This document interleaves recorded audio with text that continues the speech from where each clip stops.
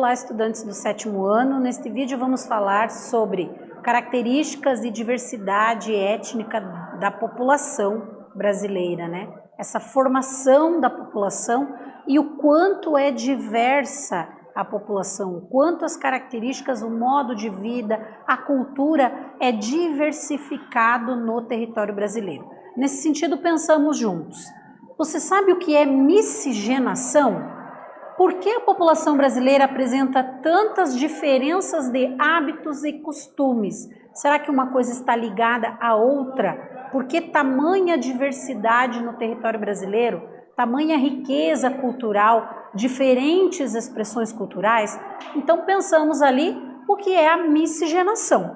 Quando a gente usa esse termo miscigenação, a gente está querendo dizer que tem uma mistura de diferentes etnias ou de várias etnias, vários grupos étnicos que se misturaram no território brasileiro. Eu vou usar esse termo. E dizemos que o Brasil é altamente miscigenado, porque foram muitos grupos de diferentes lugares do mundo que vieram para o Brasil e trouxeram consigo a bagagem cultural também, que acabou influenciando nos modos de vida do brasileiro. Muitos povos que fizeram parte desse processo de formação.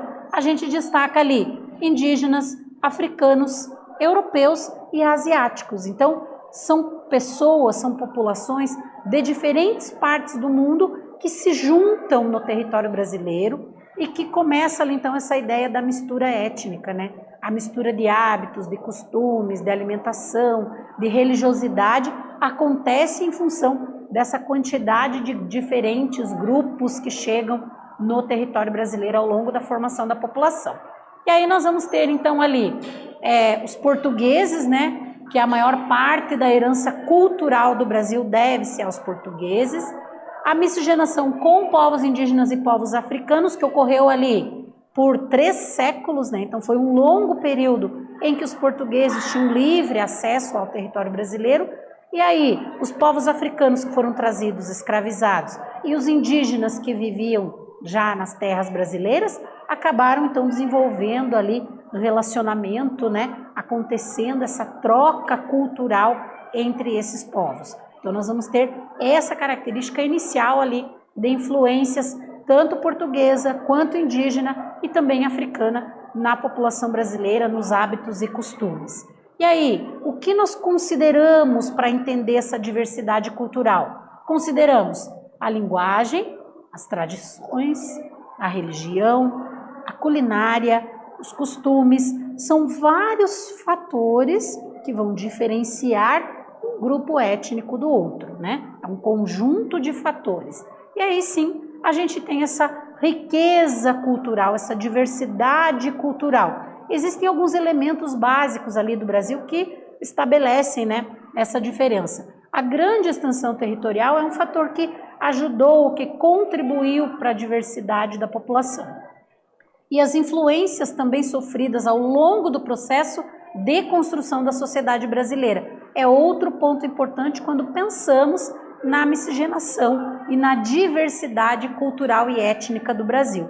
Então são características relevantes ali. E aí trouxemos alguns exemplos de hábitos e costumes de diferentes regiões do Brasil. Então vamos destacar ali as festas como Círio de Nazaré em Belém do Pará, os pratos típicos de influência indígena, há algumas festas como a cavalhada, o fogaréu, pratos típicos como arroz boliviano na região centro-oeste. Vamos destacar ali o peão de boiadeiros, pratos típicos como o cuscuz paulista no sudeste. Vamos destacar também no Paraná essa diversidade cultural. Se nós temos a diversidade cultural no Brasil, isso se reflete também no Paraná, porque a quantidade de imigrantes de diferentes etnias também foi grande vindo para o nosso estado, como os alemães, os poloneses, holandeses, ucranianos, japoneses que vieram para o território paranaense e que contribuíram também para a riqueza cultural do estado do Paraná.